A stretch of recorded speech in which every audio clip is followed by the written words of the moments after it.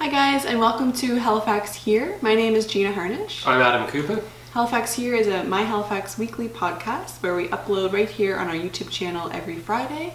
We talk about things happening in Halifax, answer questions, and talk about things we thought you might like to talk about. So let's get into it.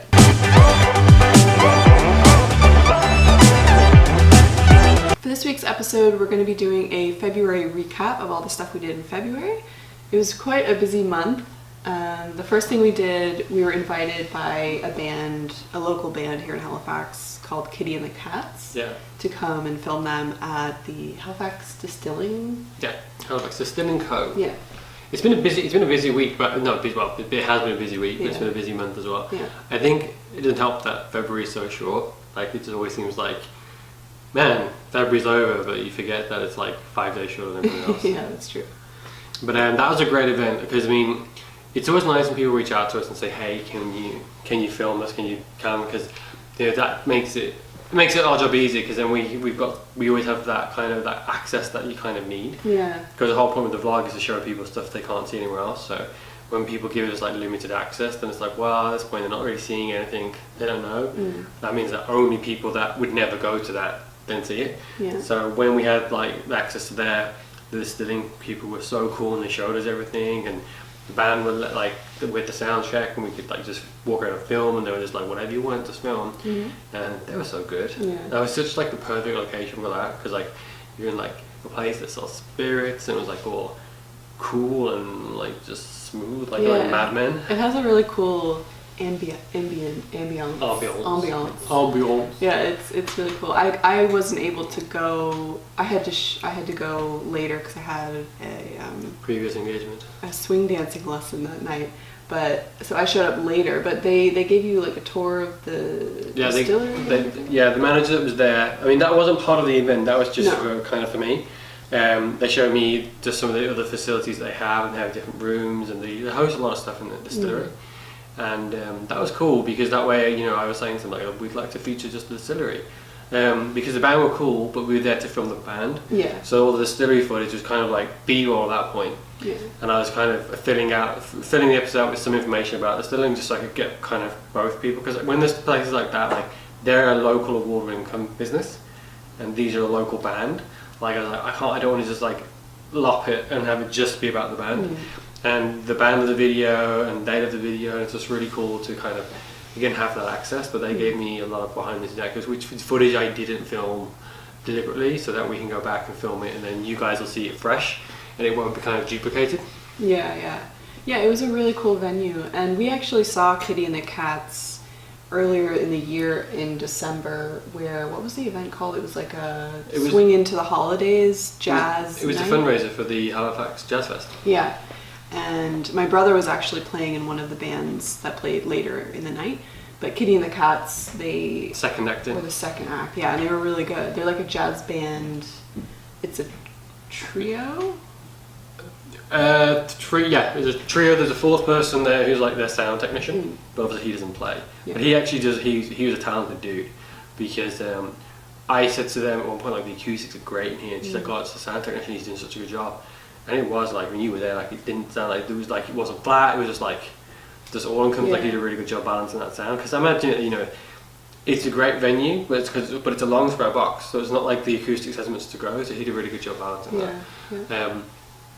They were originally part of another band, and I think there was another person, I think Charlie. They did tell me, and I feel really guilty that right now in this moment in time, I can't remember his name, but he left, he went to California. So then the three of them stayed together and kind of rejoined as their own, which is quite, I don't think it was like a hate thing, I think it's just like different opportunities happened and he left. So they still stuck together, because it's kind of sad when you see a band and like one leaves and the whole thing like disintegrates. So, but they play that nice jazz, and that I love jazz music.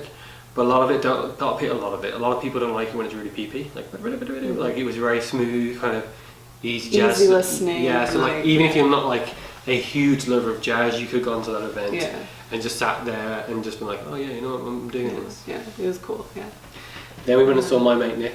Yeah, we saw Nick and his amazing world of tech and phone repair.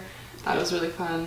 Yeah, I mean, and it's funny, like, I didn't focus or have Nick on the vlog just because he's my friend. I have it because he's actually a really, really good businessman. Yeah. And that sounds funny because he's like 24. But he's 24, and when he started he dropped out of university to basically start his business. And now he has 5 stores. He's taken on fairly big corporate contracts, and he's kicking ass and taking names, to be frank. And for us in my Halifax, we're all about supporting local and promoting local. So when you've got someone that was literally born and raised here, but now has 4 stores, 1 in Cape Breton, and he's just creating job opportunities and creating, helping boost the economy and keeping business here, and that's impressive. And you rarely see that someone so young. Yeah. As I said earlier today, millennials get blamed for a lot of stuff and about being entitled and not wanting to be a part of things and taking things for granted. And there's a kid he just works as hard as he can, and I think that's really commendable. And again, like I said to someone else today, we're not against big brands. Like, I like Starbucks coffee, but would I go and make a video in a Starbucks place compared to making the place like Dilly Dally? No, because the Dilly Dally is locally owned, locally made. They need people like us to go and keep them going. As where Starbucks is this multinational corporation that has billions of dollars they can spend on, assets, supplies, marketing, that these guys can't compete on that scale. And it's not a thing that's saying they're bad people for being a big company. It's just that I don't want us to be in a city that's just full of big brands. There's a place in Connecticut or Michigan that has no brands. It's like this little town. This is a little town, and all it has is mom and pop kind of restaurants and diners and stuff, and everything's locally sourced, everything's locally made, and purely and simply they did that because they're so proud of the stuff they have. They refuse to let the big boxes in there. Yeah, no franchises or anything. Franchises. Yeah. And you're and as much as I sit there and think, man, I think I would go crazy if I couldn't have access to some of the big brands I use. I kind of respect that though. When you sit there and you talk to people that are basically, working every day to kind of get the stuff going, and then you see that we're actually kicking ass, taking names because we're so proud. We're not letting the big boxes in. I kind of tilt my head as what do you? But Nick, spending time with Nick, he is really an amazing person. What he's been able to do, and just being around him, he's so energetic. I wish that I had that kind of energy that he has, and it just shows. I feel in the video, he's just. Yeah, I've always described Nick. The first time I met him, when I met him, he was young.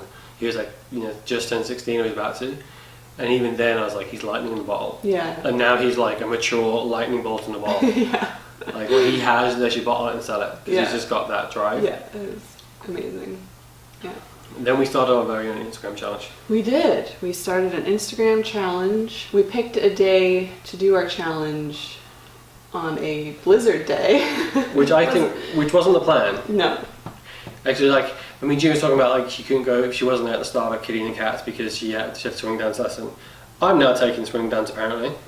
You've gone to 1 lesson. 2 lessons. 2 lessons. 2 lessons, 1 dance.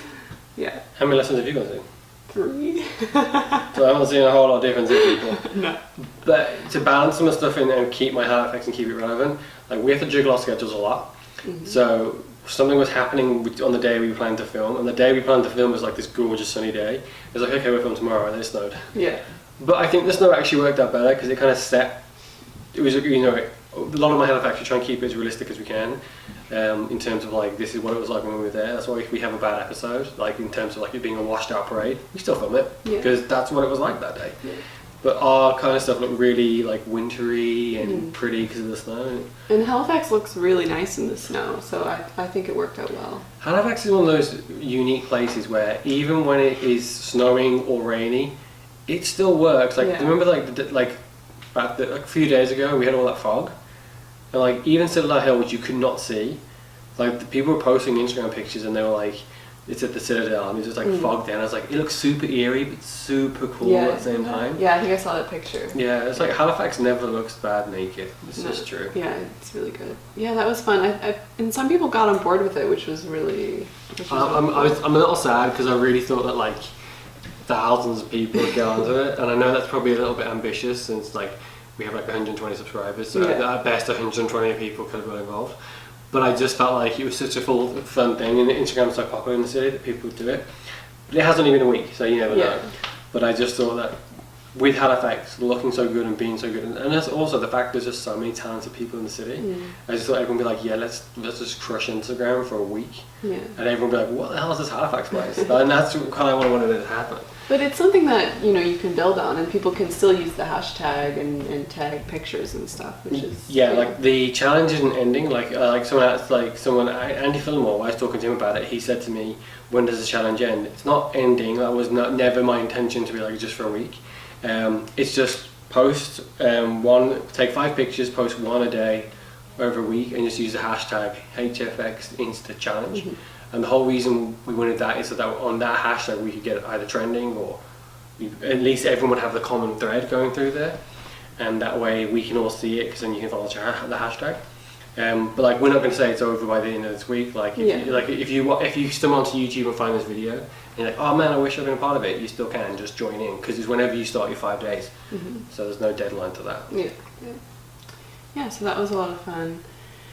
We ventured over to Dartmouth in the snow, which was interesting, because I really wanted to get a picture of the bridge, either bridge, but we chose the McKay Bridge. Just because I think it's the McKay, like the McDonald Bridge is good, but because it's smaller and it's higher set, so to get the shot we wanted, it's hard to get that vantage point.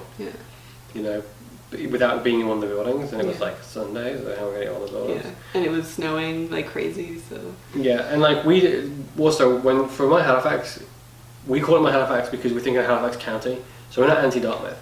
It's just that. You know, so for us, like when like someone says to me, oh, but it's called my Halifax, but you did 2 by sea and that's in Dartmouth. Well, it's Halifax County. All the signs in Dartmouth say Halifax now, as much as that pisses people off. That is true. So, you know, we went over there. The reason why it was adventure because it was snowy. We couldn't get anywhere. And the part of the bridge you want to take a picture of was like up and around the corner. We have to like sneak around stuff, and it's like military base, and I'm not sure we weren't supposed to be there, but at the same time I'm not sure we were supposed to be there. But I saw someone else take a picture closer down, so like, haha, they did it too. But the whole point was we didn't want people trespassing, and we didn't want people to like break any laws or injure themselves trying to get pictures, which was a concern because I know people can get a little carried away with stuff like that. But we had fun doing it. And even today, like I posted pictures on Instagram, I'm like, man, it's hard to stop. Now I've done 5 days of taking good pictures, and we're quite active on Instagram. So it was cool. I would love some more of the really prolific like Instagram people that like crush it for Halifax. I'd love those. I love scrolling through Instagram and looking at all the photographers that take pictures, because they're so amazing and talented. Like, they make Halifax look incredible. And the thing is, like, I think it's just the case, like, Halifax always looks impressive. Like, a lot of people who come here and who I deal with, like, from a work point of view, they're always like, oh, Halifax is so pretty. And I'm like, yeah, it is. But there's a difference between taking, the more I'm active on Instagram, the more it's like, there's a difference between taking a picture and it being good to being like, damn good. And like, well, I feel like our pictures are good, and then I see someone else will take a similar picture, I'm like, oh, that's not good. Like that. We ain't got nothing on that. And then, our last event, which we would have uploaded Monday, was Savour. What an amazing event. It was a Savour Food and Wine Festival, and it was at the Convention Centre, which is our 3rd video we've done there now. And you know what, on that note, the Convention Centre, since they've opened up, have been amazing at like getting people in there to create digital content and just vlog and try and show off that facility. And they reached out to us again. I was like, we're having like a reception pre-event, would you like to come? And we got to hear some of the impressive stuff they've done. Like, the Convention Centre's fully booked, and it only opened in effectively December, and it's filled. All the slots are in there. One of the events that's going to happen in there, it's a craft brewery celebration. 30,000 people come to the city for that. That's almost 10% of the population.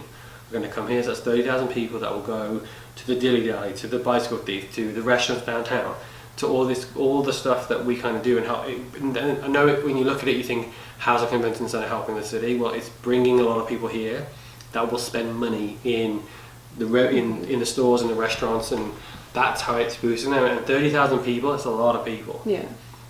So it was impressive to see that. And the event itself was, if you can think of, probably there's 80 vendors, so if you can think off the top of your head of the best places you can eat, buy wine, buy drinks, or anything kind of to do with the food industry in this city, or basically Nova Scotia, they were there.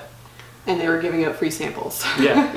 And there was a acrobatic group that were hanging from the ceilings on this swing thing, pouring champagne upside down. Yeah. And they had a band and everything. It was really, really amazing. And like I kept saying in the episode, for those who watched it, like, it was such a good advertisement for Halifax, because it just showed people, like, I find like a lot of time people feel like, oh, little Halifax, you know, they have lobster, oh, Sidney Crosby lived here, like, and that's cool and that's true and it's good to be proud of that stuff, but there is a ton of talented people. And it's similar to why I wanted to do the Instagram challenge. Like there's a lot of photographers here that are damn good, they're like really good, like they could go toe to toe with anybody, but they almost get discounted because they came from Halifax, and no, it's not Toronto, or it's not a place. And I just felt like, you know, I know a lot of people will say, oh, I went to this restaurant in Toronto and it was amazing. And I was like, I bet you we could take that restaurant and put it up against one of our best, and you wouldn't be able to tell the difference, because there's a lot of really good people here, and a lot of products here are really good, and they're all homegrown, homemade. And I was like, it was just like, especially for us, we were so into like support local, that Savour event was literally just that. Yeah. 100% support local. Yeah. And I think that's what the convention center, I think it's great that the convention center wants to support that, and has a venue able to, you know, bring all these people in one room and celebrate that. Like, it's incredible. And also that the convention center reached out to us and invited us to cover it. You know, they didn't have to do that. No, they didn't. They've been amazing as well. Like, they've been so supportive. They have been supportive, because for us, we're trying to show off the best of Halifax, and sometimes people kind of look at you and be like, wow, you don't have 1 million subscribers, so how are you helping? Well, we have a piece of content now that was made for us through our opinion, through our eyes, and we're showing it through our network of people. And ours is unfiltered. Like, no one's had, like, at no point did the convention center say to us, you have to film this or you have to say that. They're like, come in and film whatever you want. Yeah. So we get to show you exactly how it went down, and I think that's important, because then you kind of get the feel for what it was like to be there. And I will happily keep going to convention center and seeing the different events there, because each one of those benefits the city one way or the other. And again, it's same with the band. Like, it was really cool that they give us that kind of access, because then we can show you people who didn't get to go to the event. Like, my mom was super sad she did not get to go to the event, but she would have loved to go to Savour. And it's something that I would go to next year. Like, I would totally pay twice to go there. Yeah. Like, that was so good. Yeah. I would not eat beforehand though. Like, I did not realise there was that much food. Like, damn, that was good food. Yeah. So I just think it's a case of, like, even though it's the third event at the convention centre, A, there's a lot of good events that are happening there, and B, like, they've made us feel exceptionally welcome there. And that's kind of what you want from a facility like that. You want it to feel like a part of the community, and that's what it's building. It's building a place to say, hey, this is what's coming here. Like, they've got the Liberal Party conference happening there and the Conservative Party conference. Those are national events. Those are like, the Prime Minister's coming to that. Leader of the Conservative Party is coming to that. Like, and those are big coups for a city like Halifax. And events like that are putting us on the map. And then just anything we can do to help promote Halifax, we'll be a part of, and we'll always be there. Yeah, for sure. So I think we might wrap it up here. Thank you for watching this week's episode. Next week we're going to be talking about what it's like to actually live in Halifax. So tune in next week. Don't forget to follow us on all of our social media. You can find us on Facebook, Twitter, Instagram, and of course right here on YouTube. If there's anything you'd like us to talk about, please leave a comment below, and have a great weekend. Bye. See you guys.